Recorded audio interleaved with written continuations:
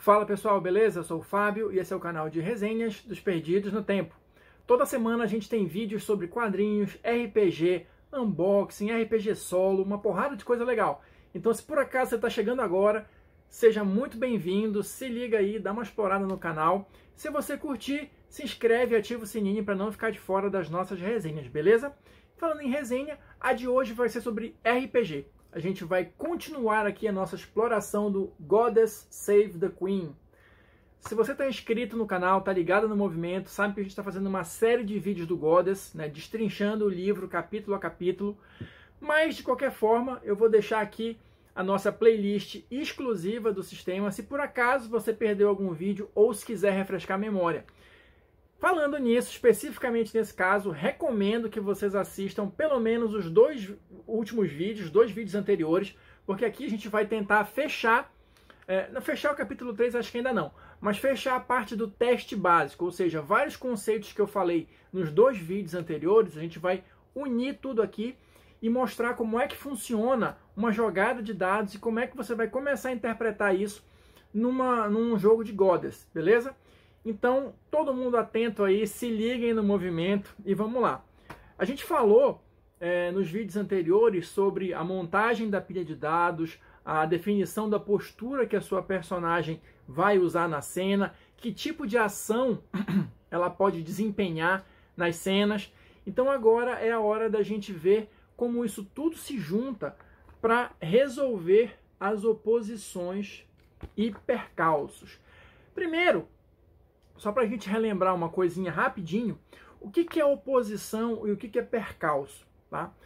A oposição é aquele inimigo direto, né? É aquela coisa que pode ser eliminada completamente da cena, enquanto que o percalço geralmente é uma condição ligada ao ambiente, que a sua personagem nunca vai conseguir eliminar totalmente, ela pode minimizar as consequências. Então, por exemplo, a sua personagem está lutando no meio de um terremoto, no meio de uma caverna que está desabando, enfim, na erupção de um vulcão.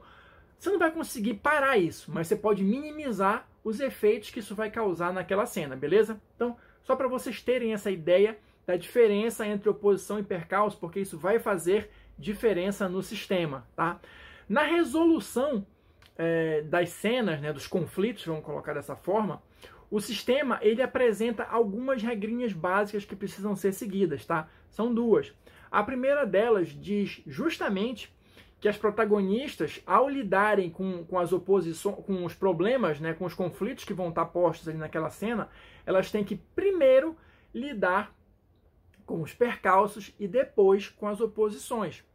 Se você parar para pensar um pouquinho, faz um certo sentido. Se eu pegar esse exemplo que eu dei aqui do terremoto, eu posso, de repente, ter que primeiro usar alguns dos meus controles ou algumas das minhas vitórias, a gente vai falar disso um pouquinho mais para frente, para conseguir, de repente, me equilibrar ali no meio daquele terremoto para conseguir lutar. Se eu não consigo sequer me equilibrar, como é que eu vou conseguir lutar contra aquele meu inimigo? Entendeu? É mais ou menos assim que funciona, só para vocês terem uma ideia inicial da coisa, beleza? E a segunda regrinha eu falei no vídeo passado de 4 tipos de ação que a sua personagem pode desempenhar na cena. Qual é o detalhe? Da feita que você escolhe uma ação, porque olha só, pensa no seguinte, a cena como uma coisa maior, na qual você vai desempenhar várias pequenas ações, né, até aquela cena terminar.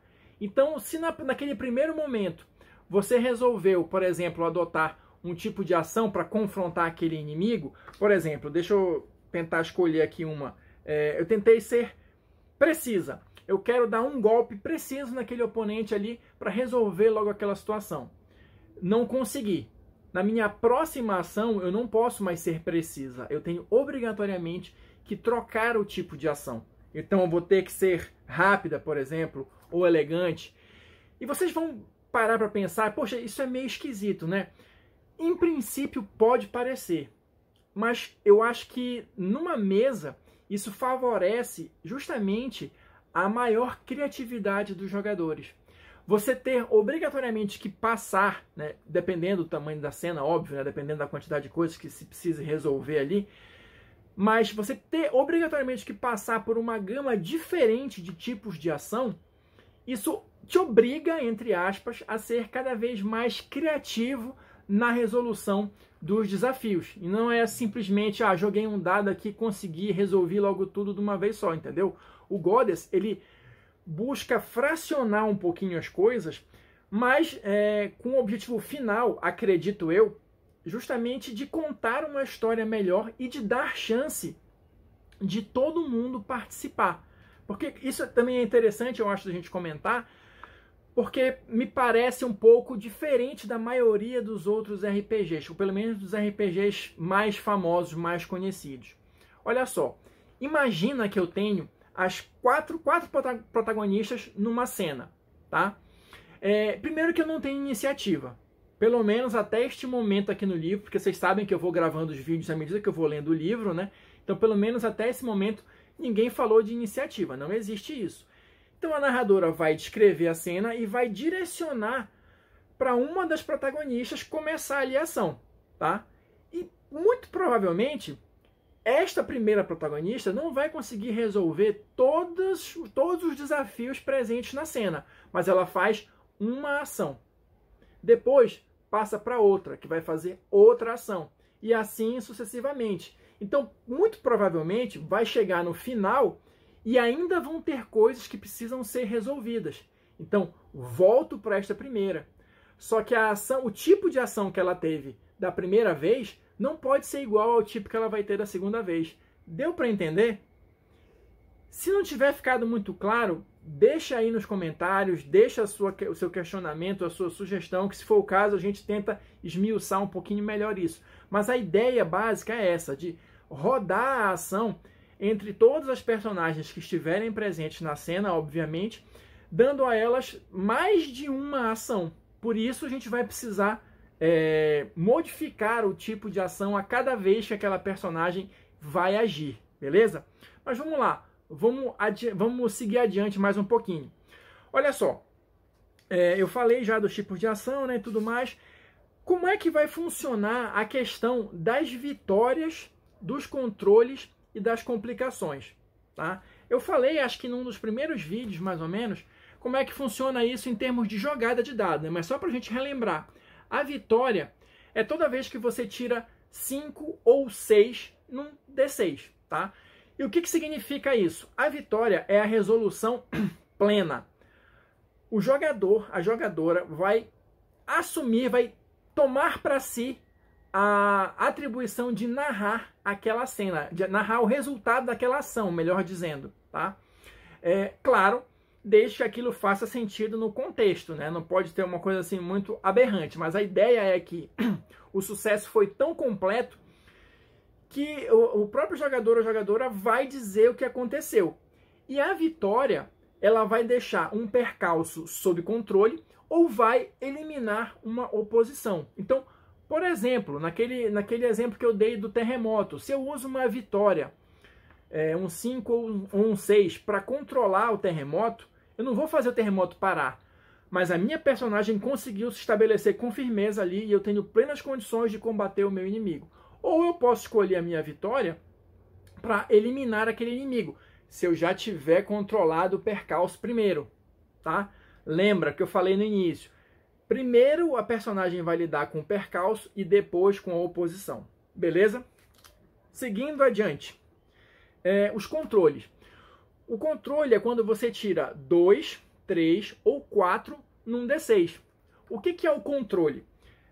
O controle, a narradora, né, ela vai continuar tendo ali o domínio da cena, tá? E o seu sucesso ele não foi completo. Você foi bem sucedida na ação, mas sempre vai ter um pequeno revés. E esse pequeno revés vai ficar a cargo da narradora dizer qual é. Quando você usa um controle, você pode evitar um percalço, tá? Mas você nunca consegue eliminar completamente uma oposição. Ou seja, eu posso usar, no exemplo que eu dei, um controle para evitar o percalço, ou seja, o terremoto, eu consigo me firmar ali, mas eu não consigo derrotar completamente o meu oponente se eu usar um controle. E como é que funciona essa questão de usar o percalço, usar a vitória, usar o controle? Olha só, Na ficha de personagem, a gente provavelmente vai voltar para isso várias vezes, tá? Ao longo dessa série. Mas olha só, para vocês terem uma ideia. Isso aqui é um exemplo de ficha de personagem. Deixa eu tentar aproximar aqui.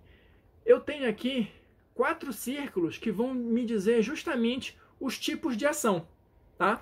Então eu vou ter aqui precisa, rápida, elegante, todos aqueles tipos que eu falei no vídeo anterior. Como é que funciona isso na prática? Eu jogo a minha pilha de dados. Aí eu tiro uma vitória, por exemplo, um 5. E eu vou usar essa vitória para eliminar algum oponente meu de forma precisa. Então eu vou pegar esse dadinho do 5 e vou botar aqui em cima desse círculo. E aqui eu já sei que eu usei uma vitória e que eu usei essa ação precisa. Então o próximo dado que eu for usar, quando rodar a mesa e chegar na minha vez de novo, eu vou pegar a minha próxima vitória ou meu próximo controle e vou dizer, olha, eu preciso, eu já usei. Então o que eu vou usar agora? Pode ser discreto. Então eu coloco o dado aqui em cima para simbolizar se eu estou usando uma vitória ou um controle e que tipo de ação eu já usei. Eu acho que dá para entender mais ou menos a lógica da coisa, né? É para você justamente não se perder e conseguir identificar que tipo de ação você já usou e quantos controles e quantas vitórias você já usou também. Isso vai ser importante na resolução final da cena, tá? E aí a gente vai chegar já tentando encaminhar para o final, justamente na complicação e na resolução da cena. Como é que funciona mais ou menos isso? O que é a complicação? A complicação é quando você tira 1 no D6. E aí o que acontece? É a falha crítica? Não. No Goddess não funciona dessa forma. O que é a complicação? Todo dado de número 1 que você tira, esse pontinho ali é uma complicação. E essas complicações todas somadas vão formar uma reserva de pontos que a narradora pode usar para ferrar com a sua vida. Não é isso. Para deixar o jogo mais interessante, né? Como é que funciona na prática? Ela vai ter essa reserva de pontos, tá? Mas ela tem momentos específicos ou condições específicas nas quais ela pode gastar essa reserva de complicações. E como é que funciona isso? Se todo mundo jogar e usar todas as suas ações ou esgotar a sua quantidade de vitórias e de controles, e mesmo assim vocês não conseguirem resolver todos os desafios que estão presentes na cena, ou seja, acabaram os dados e não resolveu tudo que tinha para ser resolvido, aí é uma das oportunidades em que a narradora pode usar ponto de complicação para ferrar, para dificultar, para deixar o jogo mais interessante. E o que ela pode fazer com esses pontos de complicação? Isso a gente vai esmiuçar mais à frente, tá? No capítulo do narrador, essas regras vão ser todas detalhadas, pelo menos é isso que o livro me promete aqui no capítulo 3, tá? Mas de início, para a gente não ficar sem nenhuma informação, o que o livro nos fala? A narradora pode usar pontos de complicação para colocar em jogo o karma das personagens, tá? Eu falei um pouquinho de karma no primeiro vídeo, mas a gente vai falar também mais sobre isso no capítulo de criação de personagem, tá? E ela pode reduzir o ímpeto, ela pode causar trauma na personagem, tá? Isso tudo vai ser explicado mais à frente, mas é só para vocês guardarem essa primeira informação de que para que serve a complicação. Ou seja, todo mundo gastou todos os dados que tinha e não conseguiu resolver tudo que tinha de desafio na cena. Provavelmente se isso aconteceu é porque no total todo mundo tirou mais números 1s do que controles ou vitórias, né? Então aí é a oportunidade da narradora dar um sneak attack aí na galera e deixar o jogo mais interessante. É mais ou menos dessa forma como funciona, lembrando que toda vez que as complicações entrarem em cena, elas vão obrigatoriamente gerar um resultado ruim para a protagonista. Então, não é o que a gente conhece comumente como falha crítica, mas é como se fosse um equivalente, tá?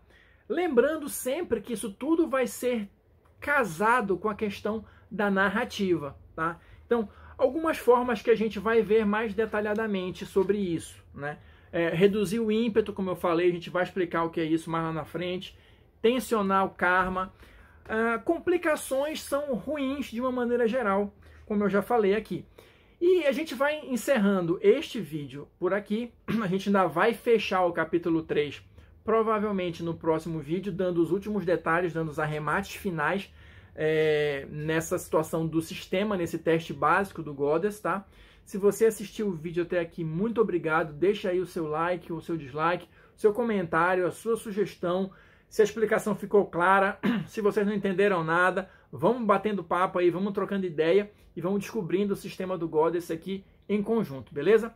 Vou ficando por aqui e a gente se encontra na próxima resenha.